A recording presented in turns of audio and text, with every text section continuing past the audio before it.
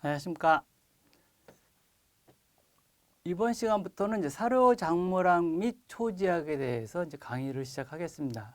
이 과목은 사료작물학이라는 과목과 초지학이라는 과목 두 과목이 결합된 상태입니다. 그래서 일반적으로 사료작물은 작물의 특성에 대해서 주로 이야기를 하겠고, 초지는 말 그대로 풀과 그다음에 땅, 풀초자에 땅지자죠. 그래서 풀과 땅 간의 생태학적인 관계, 뭐 이런 정도에 대해서 약간 이론적인 부분을 설명드리도록 하겠습니다.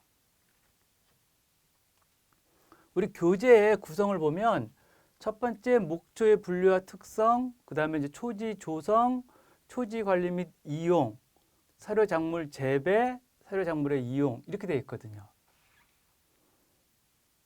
목초의 분류와 특성 이 정도 되면 여기 이제 초지학 이 부분이 주로 초지학 부분이고, 그다음에 사료작물 재배 이쪽 부분이 사료작물학 이렇게 되겠습니다. 이 사료작물학은 사실 우리 축산기능사에서 기본 과목이에요. 그러니까 모든 축산 중에서 가장 중요한 것은 여러 가지가 있지만 사양에서 필요한 것은 사료거든요. 사료는 하루에도 2번 이상 먹지 않으면 안 되기 때문에 이 사료를 기본으로 합니다. 사료작물학이 기능사 시험에 들어가는 이유가 있고, 산업기사나 축산기사에도 이 부분이 들어가 있죠. 그래서 가장 기본이 되는 축산에 있어서는 학문이 되겠습니다.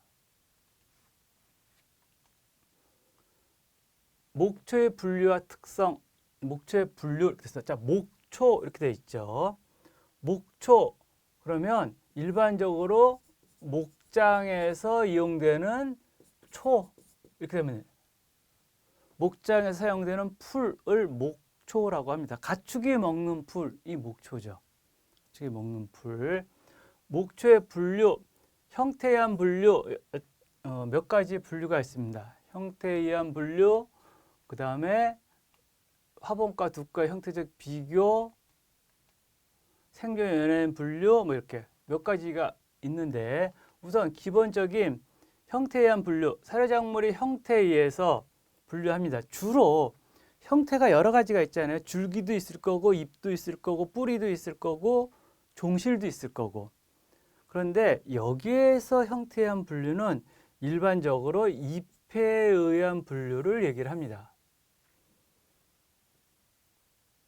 줄기를 보고 분류한다든지 아니면 뭐 뿌리를 보고 분류한다든지 이렇게 하지 않거든요.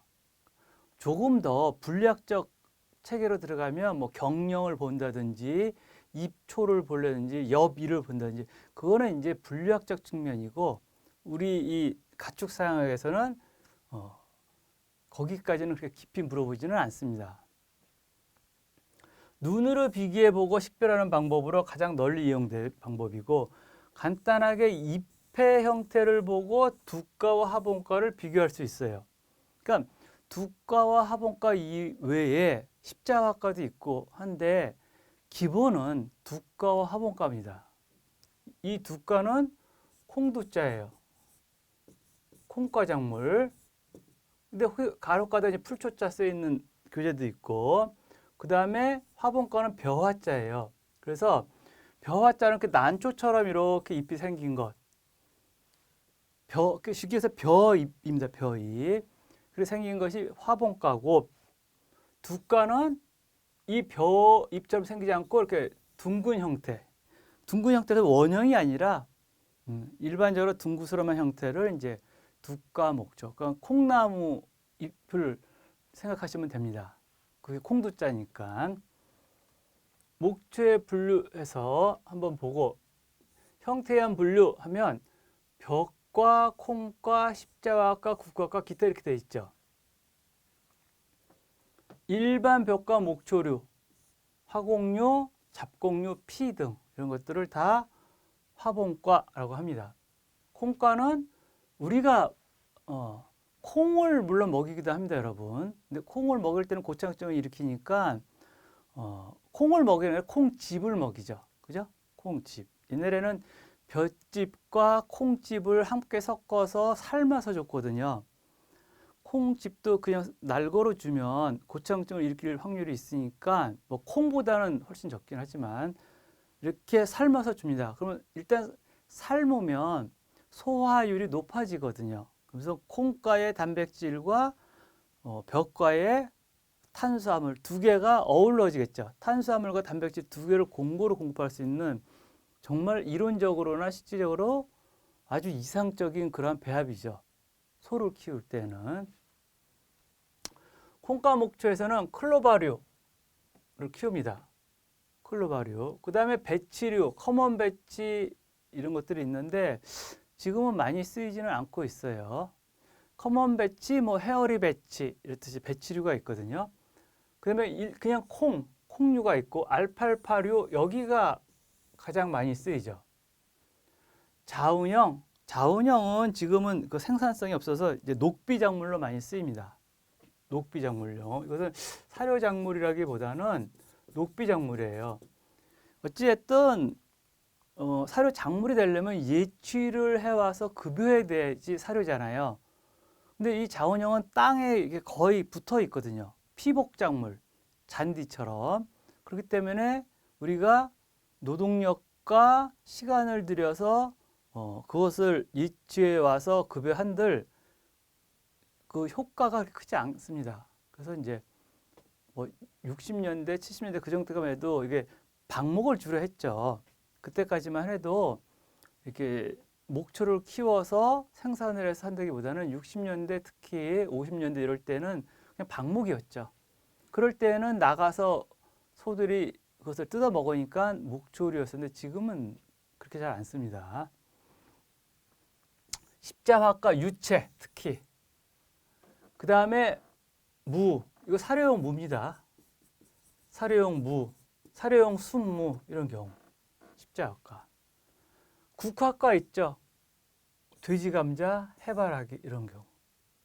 근데 돼지감자, 해바라기는 우리나라는 잘 이용하지 않지만, 그죠? 배합사료로는 이제 해바라기 씨 박, 그 해바라기 씨 기름을 짠 나머지 박류는 수입되고요. 돼지감자 이용할 수 있고, 그 다음에 기타 고구마 줄기 등 이용할 수 있어요. 근데 일반적으로 작물, 목초 그러면 두 가지입니다. 두 가지. 벽가와 두가를 의미합니다. 형태적 비교, 떡잎, 화분가는 떡잎이 처음에 하나가 나옵니다. 이렇게 출현할 때. 근데 두가는 처음에 출현할 때부터 이렇게 두 개가 나오죠. 쌍떡잎이죠. 떡잎은 화분가는 하나, 콩가는 두 개. 그 다음에 잎의 특징은 나란히 맥이다 하는 거죠. 여기 잎에 그 양분이 이렇게 통하는 통로가 있잖아요. 그죠? 맥이 있거든요. 이 인간 생활, 사회생활에 보면 도로가 있으면 그 도로로 이렇게 자동차가 다니듯이 식물체도 영양분이 왔다 갔다 공급이 되려면 이 맥이 있어야 되거든요. 이게 나란히 맥이다. 이렇게. 근데 콩과는 이게 이렇게 겹치는 서로 이런 그물형입니다. 그물형. 그물맥입니다. 이게 장단점이 있어요. 자, 일단 나란히 맥은 일반적으로 이렇게 공급할 때에 빨리 공급할 수가 있죠. 근데 빠지는 것도 빨리 빠지는 거예요. 예를 들어서 용탈이 일어나거나 비가 많이 오거나. 근데 그물맥은 영양분들이 여기에 갇혀 있거든요. 그러니까 영양분을 머금고 유지시킬 수 있는 능력이 이쪽이 커요. 같은 양분이라도. 그게 그물맥이냐 나란히 맥이냐 형태적으로. 그리고 옆은 단엽입니다. 줄기가 있으면 보통 이렇게 하나 삼고 이렇게 생기죠. 그죠? 근데 콩가는 같이 붙는 게 복엽 두 개 이상 이렇게. 세잎 크로바 생각하시면 돼요. 옆 병에 이 옆을 받치고 있는 자루병자예요. 주 줄기가 있고 옆을 받치는 옆병이 있는데 여기에 두 개 이상 이렇게 3엽이면 그게 이제 세입크로버거, 4엽이면 뭐 네입크로버거 이런 경우예요. 복합엽으로 이루어져 있다. 그 다음 잇몸, 잇표, 잇기, 잇집으로 구성되어 있다. 나머지 같은데 화분과에 없는 콩과에 부분이 하나 있어요. 그게 이 턱잎입니다. 턱잎. 턱잎은 이제 나중에 얘기를 하겠지만 주줄기에서 이렇게 옆병이 나오고 그래서 잎이 달려요. 근데 여기 주줄기와 옆병 여기에 잎 모양의 옆이 이렇게 펴 있습니다. 이것을 턱잎이라고 불러요. 턱잎. 혹은 한자로 탁엽, 받칠탁이에요. 뭘 받쳐요? 옆병을 받치는 거예요. 이 옆병이 받치지 않으면 지주대가 없으면 이게 금방 이렇게 늘어지거나 떨어지겠죠. 그것을 막아주기 위해서 탁엽이 있습니다. 그래서 받칠탁이에요. 탁자 그 탁이에요. 요 턱잎이 있다. 이게 특징입니다. 줄기 둥글고 뚜렷한 마디와 속이 비어 있어요. 대부분 그래요. 근데 예외가 항상 있죠. 옥수수 속이 탄수화물 꽉 차 있죠. 근데 일반적으로 이 집류는 비어 있죠. 집류, 밀집, 보리집 이런 집류 그럴 경우는 비어 있는데 일반 목초일 경우에는 그 안쪽이 차 있는 경우도 있어요. 오차도 그랬어. 그러면 속이 비어 있지 않거든요. 뭐 그런 나중에 이제 자세히 설명을 드리고 마디가 뚜렷하지 않고 속이 찬 경우가 많다. 일단 두과는 대부분 이게 다 차 있어요. 속에 영양 물질이 차 있다. 뿌리는 수염 뿌리예요. 그러니까 잔근입니다. 수염이 이렇게 두껍지 않잖아요. 그죠? 잔뿌리 혹은 천근 뭐 이라고도 얘기해요. 근데 두과는 뿌리가 깊어요. 화분값이 특히 알팔파는 보통 이쪽은 한 지표 10cm 이내에 다 있는데 알팔파 같은 경우에는 평균 뿌리의 깊이가 1.8m 내려갑니다. 굉장히 깊죠.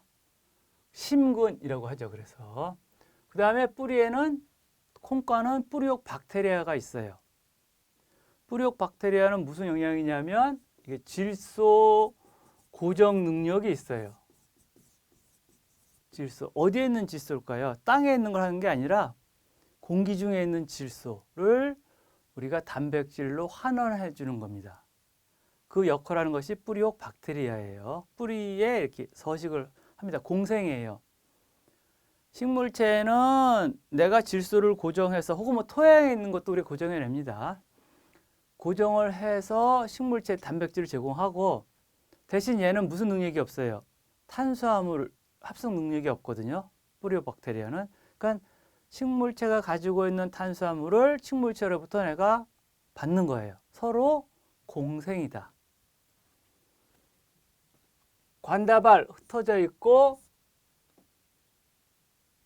두과는 이렇게 둥글게 모여 있다. 꽃차례 이것을 화서라고 합니다. 보통 꽃차례는 화분가는 3의 배수고요. 두가는 4 내지 5의 배수예요. 수상, 원추, 총상 꽃차례 중 하나고 그 다음에 여기는 이 꽃잎은 기판, 익판, 용골판 5쟁의 나비형 꽃잎이 됐다. 이 경우가 이제 알팔파를 예를 들어서 뒤에 나올 겁니다. 물론 여기도 화서가 있어요. 수상, 그 다음에 총상 이렇게 화서가 있습니다. 그 다음 두상. 여튼 뒤에 다시 설명을 하겠습니다. 수술, 암술, 임피, 외형, 내형 이렇게. 여기는 수술이 화분가는 1개 내지 3개인데 콩가는 수술이 10개예요. 그리고 암술이 하나뿐이 없어요. 암술이 하나 있다. 잎에는 씨방벽이 융합되어 있는 하나의 종자입니다. 그래서 우리가 뭐 쉽게 해서 쌀, 벼 있잖아요. 벼와 그 벼를 감싸고 있는 겨, 붙어 있죠. 도종하죠. 근데 콩을 생각해 보세요. 콩은 이게 콩 꼬투리가 있으면 이 안에 콩이 이렇게 있어. 이게 이걸 이렇게 탁 펴면 붙어 있지 않죠. 따로따로 떨어져 있죠. 그것이 이제 씨방벽에 융합되어 있느냐, 융합되어 있지 않느냐 하는 거예요. 그 다음 일반 특성. 화분가는 기호성과 조섬유, 탄수화물 값이 높고 방목과 채취에 견디는 힘이 강해요. 이 얘기는 주로 잎의 탈락이 잘 안 된다는 얘기예요. 근데 여기는 콩가는 방목시키면 잎의 탈락이 쉽게 일어납니다. 그러니까 주로 영양분은 어디 있어요? 잎에 있죠.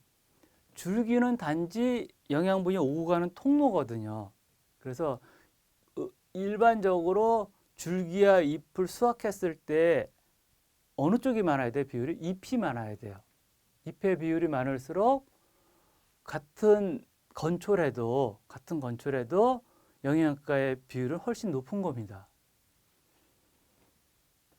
방석형과 다발형이 있고, 그죠? 이건 다시 얘기하겠습니다. 다발형은 번치 타입이라고 하고 방석형은 포복형 타입이에요. 저장 양분은 줄기 기부에 있어요.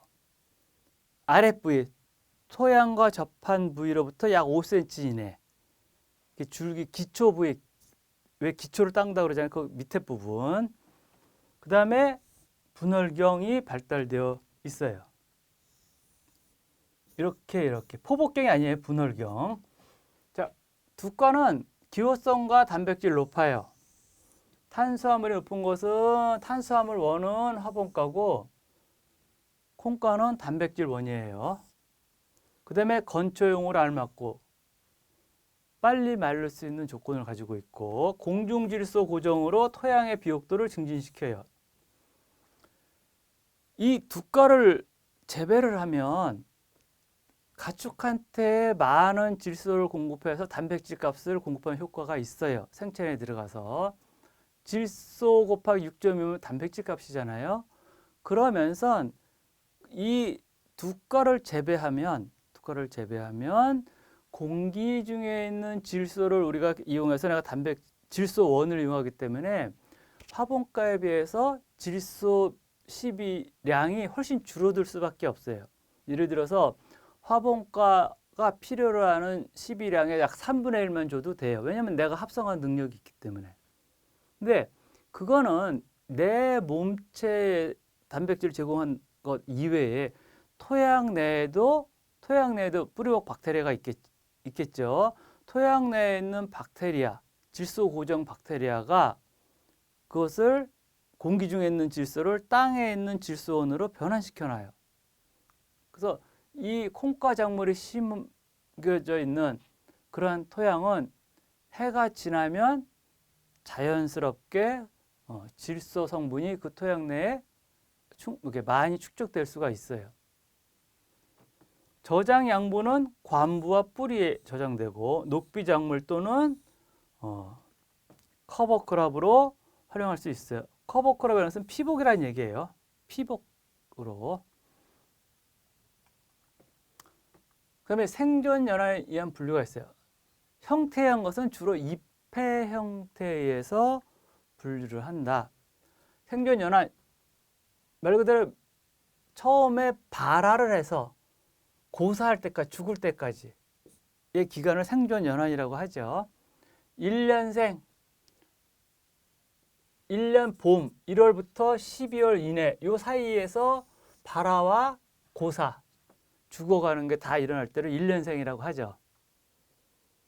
1월에서 12월 사이에. 근데 월년생이라는 것은 365일인데 이 작물이 365일이 1년이잖아요. 날짜로 치면. 그 이상은 살진 못해요. 근데 해는 넘기거든요. 예를 들어서 가을에 파종해서 봄까지 생육을 하고 여름에 고온에 의해서 죽어요. 그것을 월년생이라고 합니다. 그러면 봄, 여름, 가을, 겨울이 4계절인데 여름을 못 났죠. 그러니까 1년을 못 버티는 거예요. 1년 이내죠. 그러니까. 그래서 이것을 큰 범위로 보면 1년생인데 해를 넘겼으니까 넘을 월자. 그래서 월년형. 그죠? 해년자잖아요. 해를 넘긴다 해서 월년생 이렇게 얘기를 합니다. 크림슨 클로버, 버클로버, 배치류 혹은 이탈리안 라이그레스. 크림슨 클로버, 뭐 버클로버 이것은 월년생이에요. 클로버류는 주로 우리 화이트 클로버 있죠? 화이트 클로버는 다년생이에요. 계속 살아남아요. 포복경이 있어서. 레드 클로버는 단년생이에요. 3년 정도 살아요. 근데 크림슨 클로버, 버클로버는 월년생이에요. 짧아요. 생육기간이. 짧아서 그렇게 사료적 가치는 굳이 우리가 주어진 토양 내에 크림슨 클로버, 버클로버를 재배해서 생산성을 기대하지 않아요. 그리고 우리나라의 생육 조건도 적지도 또 아니에요. 적합하지 않아요. 근데 이탈리안 라이그레스는 남부 지역에서 많이 권장되고 있지요. 많이 지금 키우고 있습니다. 남부 지방에서 전라남도, 경상남도 있죠. 제주도의 저지대, 고지대 올라가면 역시 안 되고. 여하튼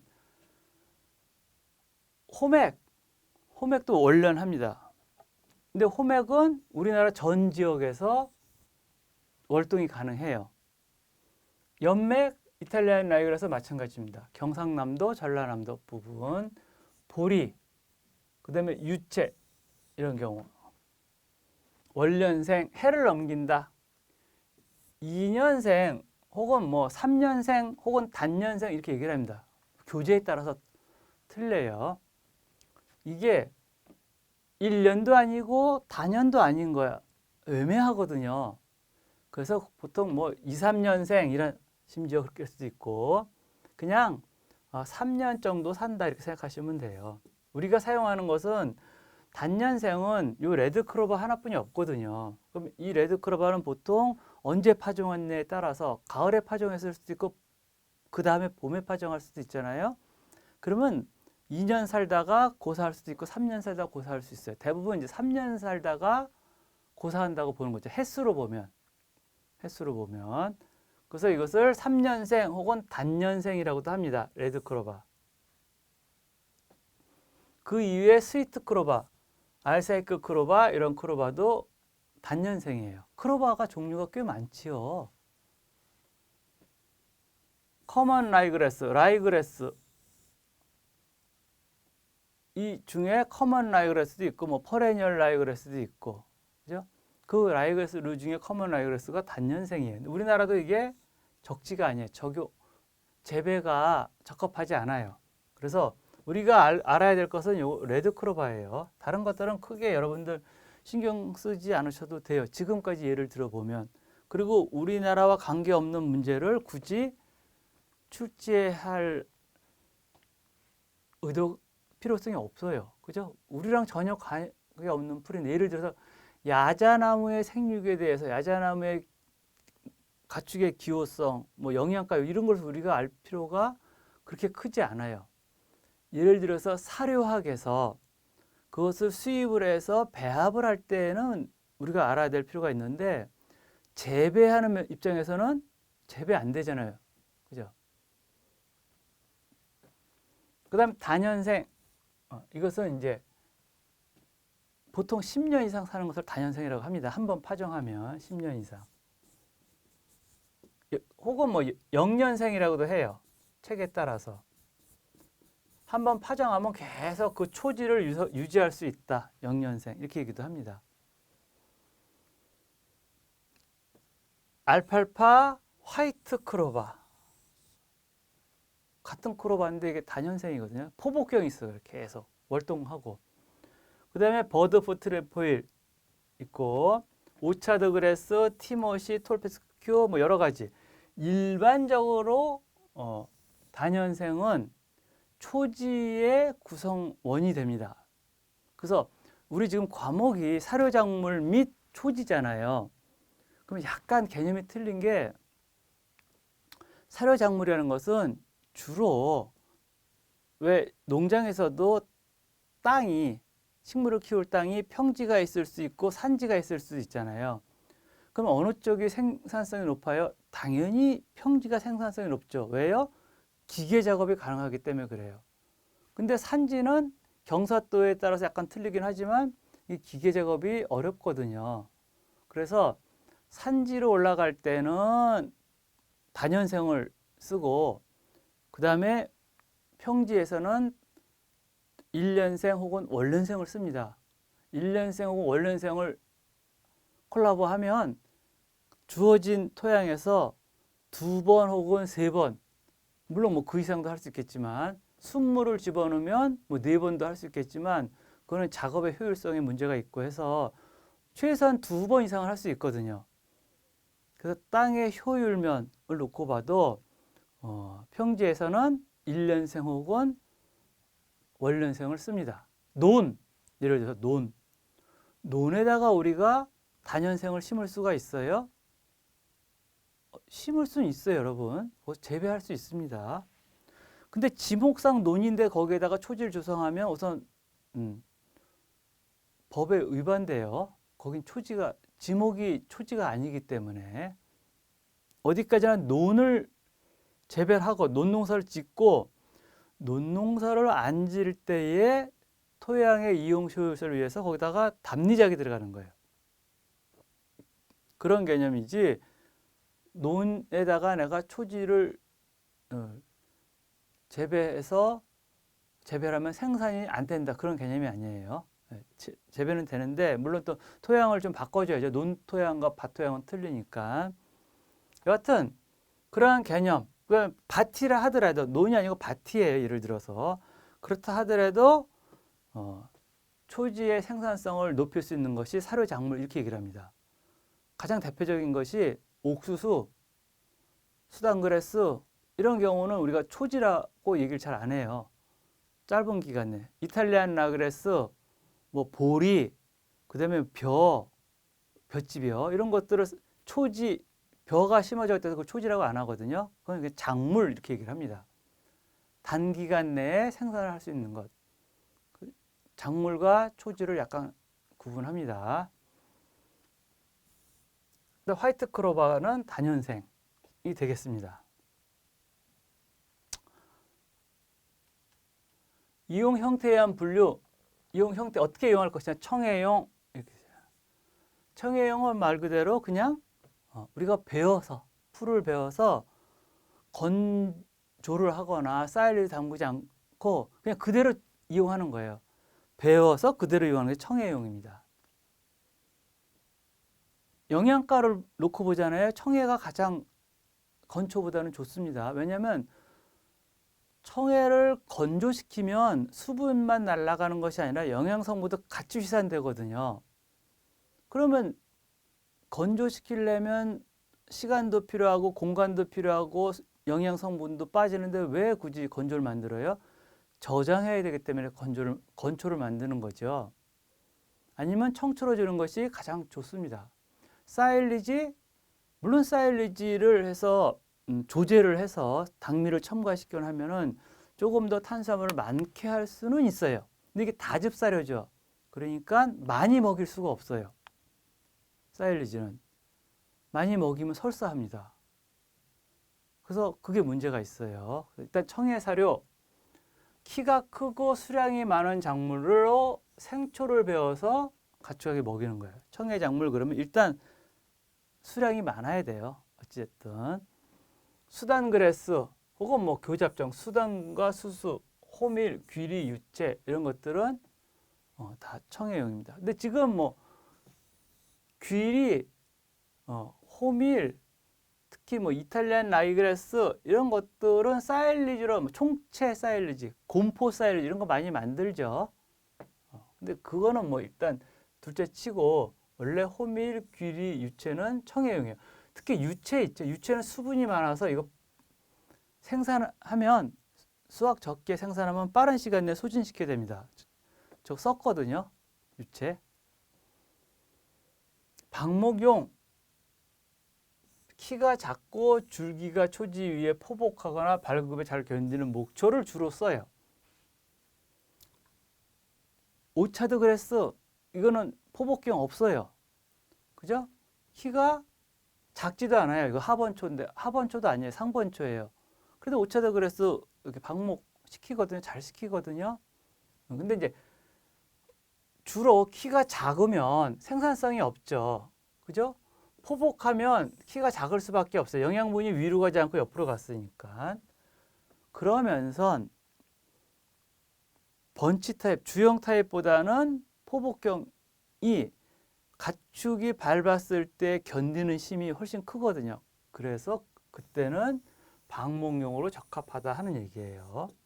오차도 그래서 방목시킵니다. 근데 이 오차도 그래서는 대표적인 청해예요. 혹은 건초로도 하고 켄터키 블루그래스, 페레니얼 라이그래스, 톨페스큐, 화이트크로버 이런 것들. 페레니얼 라이그래스 이거 하번초입니다. 초장이 짧아요. 초장이 낮아요. 작아요. 생산성이. 그죠? 그래서 이거 방목용으로 원래는 많이 쓰는데 지금은 뭐 홈파할 때에 이게 가장 빨리 일주일이면 발화돼서 올라오거든요. 저 오차도 그래서 21일 뒤에 발화되고 그러면 일주일과 21일 사이에는 14일이라는 기간 동안에 잡초가 들어와서 우점해버리면 초지 조성을 실패할 확률이 커요. 그래서 잡초에 대해서 먼저 목초로서 대응 작물로서 이 퍼레니얼을 많이 씁니다. 퍼레니얼, 톨페스큐, 그 다음에 오차도 세 개를 섞는다면 많이 섞어요. 켄터키 블루에서 포복종이 있으니까 방목종이고 톨페스큐는 말 그대로 키가 커요. 근데 톨페스큐가 키가 크면서 거칠어요. 그래서 방목용으로 괜찮고 대신 뭐가 적어요? 기호성이 좀 낮아요.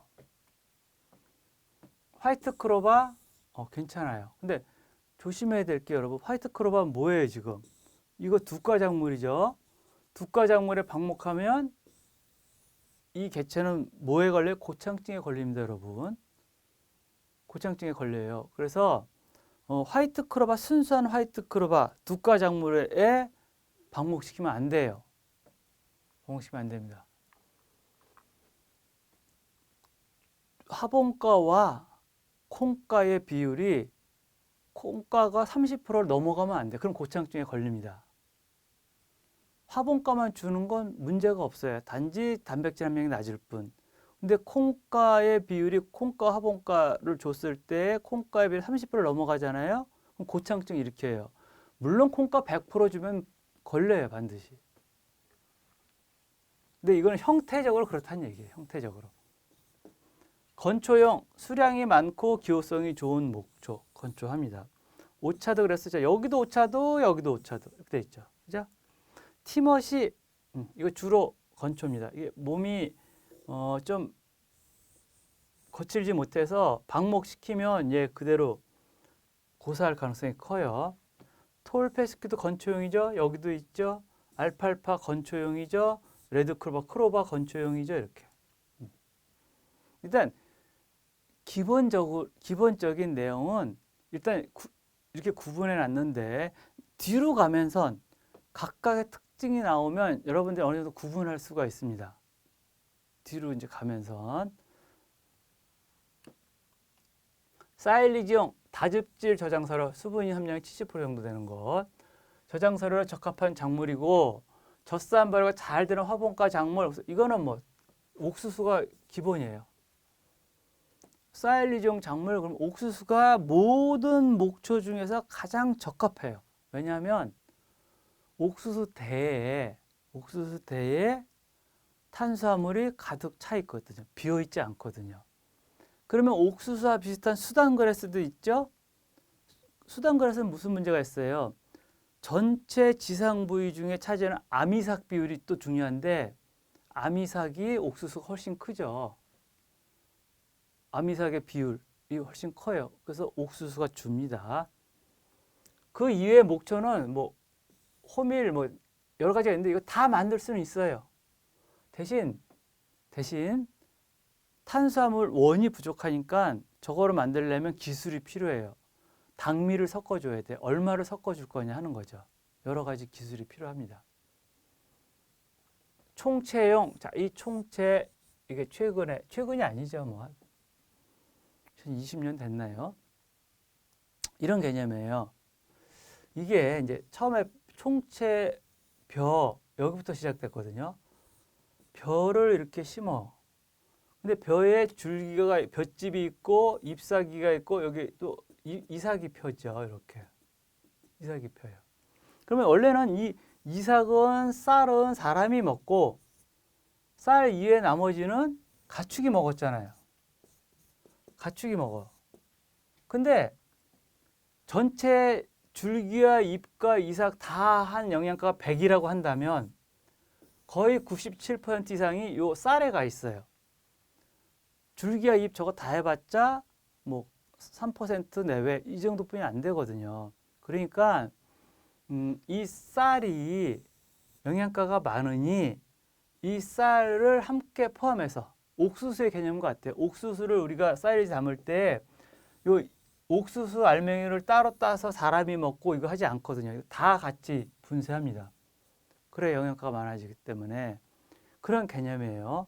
요 쌀도 같이 우리가 사료로 쓰자 하는 개념이 총체예요. 총체. 총체라는 것은 모두 총의 몸체째, 몸 모두 그런 얘기예요. 식물체 모두를 물론 지상부위입니다. 를 이용해서 사료화시키자는 것이 총체 벼. 그다음에 총체 보리 뭐 이렇게 나왔어요. 보리도 이용하죠. 근데 단지 하나 사람이 쌀을 이용하려면 쌀이 여물어야 되잖아요. 익어야죠. 고개를 숙여야죠. 근데 이 딱딱한 상태에서 가축한테 주면 반추동물한테 주면 저거 소화가 될까요? 그냥 분해 섞여서 다 나옵니다. 옥수수도 심지어 분해 섞여서 나오는 확률이 큰데 쌀은 더 딱딱하잖아요. 그래서 이때는 쌀이 완전히 익었을 때가 아니라 유숙기 때 이게 이제 시기가 달라진 거예요. 배우는 시기가. 요 벼를 꾹 누르면 우유처럼 이게 우유 같은 영양 성분이 딱딱하게 굳어가지고 쌀알이 되기 전에 꾹 누르면 우유처럼 탁 터져 나올 때 그때 이것을 급여하면 가장 효과가 큰 사료 효과를 나타낼 수 있습니다. 그게 이제 총체 벼의 개념이 있어요. 그 이유는 이제 시대적 변화죠. 쌀값이 많이 떨어지고 재고가 많이 쌓였어. 그죠? 그 다음에 이 재고를 이용하기도 미처 어려운데 우리가 지금 점점 쌀은 적게 먹고 밀을 많이 먹잖아요. 그렇게 먹는데 계속 생산은 되고 하니까 차라리 이것을 가축한테 먹이자 이런 개념이었어요. 이게 지금 아직 우리나라 정서상 아직은 잘 안 돼요. 사람이 먹는 쌀을 왜 가축한테 주느냐 이 개념이 아직은 커서 그죠? 그리고 또 쌀은 생산하면 나라에서 보조금 주잖아요. 이거 사료화 시키면 보조금 안 나옵니다. 그러니까 쌀을 일단 지금은 해요. 앞으로 갈 방향은 이쪽일지도 모르겠어요. 그죠? 일단 쌀은 쓰고 지금은 이 볏짚만 이렇게 말아서 그다음 비닐로 한 25번 둘둘둘 말아서 길가에 보면 이렇게 하얀 보통 이제 하얀색이에요. 하얀색 그 비닐로 쌓여 있는 거 그게 곰포 쌀입니다. 곰포 사일리지. 곰포라는 것은 풀을 둘둘둘 말아놓은 걸 얘기해요. 풀을 둘둘둘 말아놓은 걸 곰포라고 합니다. 이것이 원형일 수도 있고요. 그 건초일 때는 사각 곰포로 많이 수입이 되죠. 형태야 무슨 상관 있어요, 그죠? 사각 곰포든 원형 곰포든 보통 이 기계상 둘둘 말 때 원형으로 많이 되어 있죠. 원형 곰포 사일리지 합니다. 볏짚에 이렇게 수분이 없죠? 이거 만들 때 그때 상황에 뭐 비가 온다든지 너무 가물었지 그러면 수분 첨가시켜 줘야 돼요. 여하튼 총체용 줄기와 잎, 이삭을 다 이용해서 유습기나 황습기에 베어서 만드는 것, 곰포사이를 제조하는 것, 이것을 총체용, 총체보리, 총체벼 이렇게 얘기를 합니다. 이 총체를 이해를 잘 하세요. 다 이용한다. 쉽게 얘기해서. 식물학적 분류 특징 단 하나뿐인 유일한 이름이다. 각각 식물에 분류를 해놨으니까 자기의 고유 이름이 있어요. 전 세계 모든 사람들이 공통으로 사용해야 돼요. 기준을 잡아놓은 거야. 그래서 학명이라고 합니다. 이것을 학명. 우리가 말하는 일반적인 오차드 그래스, 오차드 그래스 그러면 그 일반명이에요. 학명은 학문적으로는 닥틀리스 이렇게 됩니다. 근데 우리가 닥틀리스까지 알 필요 없어요, 여러분. 그거는 이제 공부하시는 분들, 분류하시는 분들이지, 기사 시험이나 뭐 공무원 시험에 거기까지는 안 물어봤어요. 학명은 모두 라틴어 또는 라틴어화한 단어를 사용하고 린네의 이명법, 속, 종, 명명자 순을 나타내요. 종속 과목에서 속, 족, 그 다음에 명명자 순 이렇게 돼요. 속명, 종명, 명명자 순 이렇게 순서대로 나열합니다.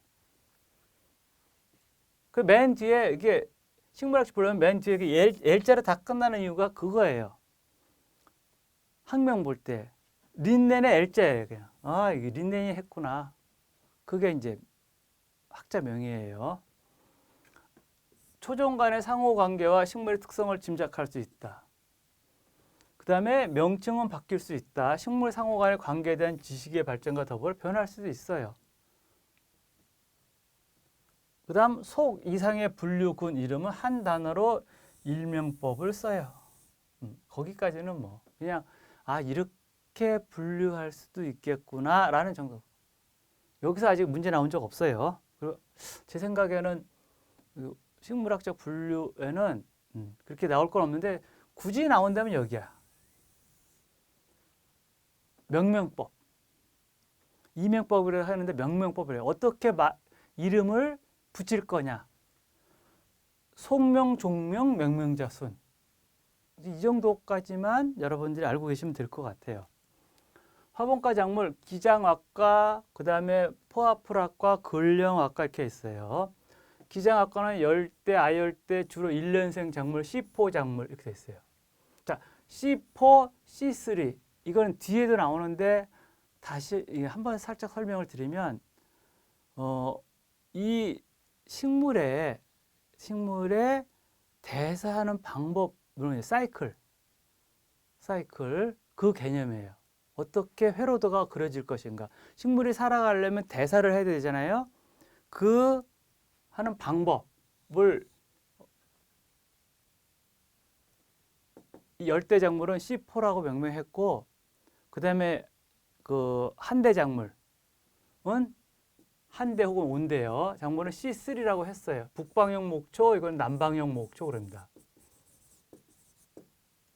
C3는 북방형 목초고 C4는 남방형 목초예요. C4는 우리나라에서는 뭐 많지 않아요. 옥수수, 수단그라스, 조피, 기장 이 정도예요. 그거 답니다. 그 외에는 없어요. 해바라기 나머지는 북방형이다. 근데 근령학과 따로 있어요. 근령. 근데 근령은 이게 생산성이 많고 많이 이용 안 해요. 이게 좀 거칠고 수량이 너무 적어요. 근데 다밥에는 제일 강해요. 예를 들어서 산에 가다 보면 여러분 요새는 뭐 흙길 걸을 일이 거의 없잖아요. 산에 가도. 그죠? 뭐 이렇게 신발에 흙 안 묻게끔 뭘 깔아놨던지 하는데 옛날에 산에 가다 보면 흙길에 많이 밟으면 거기에 식물이 자랄 수가 없어요. 왜냐면 토양에 통기성이 없기 때문에 식물도 뿌리가 살아야죠. 식물의 뿌리는 동물의 머리와 같아요, 기능이. 뿌리가 잘리면 그냥 죽는 겁니다. 근데 잎이나 줄기가 뭐 잘려 나갔다고 해서 죽지 않잖아요. 그죠? 그런 개념인데 공기가 있어야 돼. 동물도 머리에 산소 안 가면 죽잖아요. 똑같거든요. 자꾸 밟으면 얘가 숨을 못 쉬고 양분 흡수를 못해서 죽어요. 그래서 대부분 많이 걸어 다니는 그런 그런 데는 이렇게 식물이 잘 자랄 수가 없어요. 근데 근령이 최후에 남는다면 근령은 살아남아요. 그리고 매우 몸이 거칠어요. 계속 밟고 다녀도 얘는 살아남아요. 그 근력학과 따로 이렇게 뽑은 이유가 그건데, 우리가 작물, 사료 작물이라 하면 기본적으로 뭐가 있어야 돼요? 생산성이 있어야 됩니다. 아무리 영양가가 많고 뭐 성격이 좋고 특징이 있고 소용없어요. 수량이 없는데 그거 소용없습니다. 야초 중에서도요, 기호성 좋고 그다음에 독성 없고 좋은 그러한 야초가 있어요. 근데 그 야초를 밀식 재배하려고 밀식 파종을 하면 이게 못 자라요. 그러면 목초로서의 자격이 없는 거지요. 그런 개념으로 근력학과를 보시면 되세요. 자, 여기까지가 이제 화분과예요. 화분과 작물이 기본 초정입니다. 사료 작물이든 초지든 기본 작물이에요.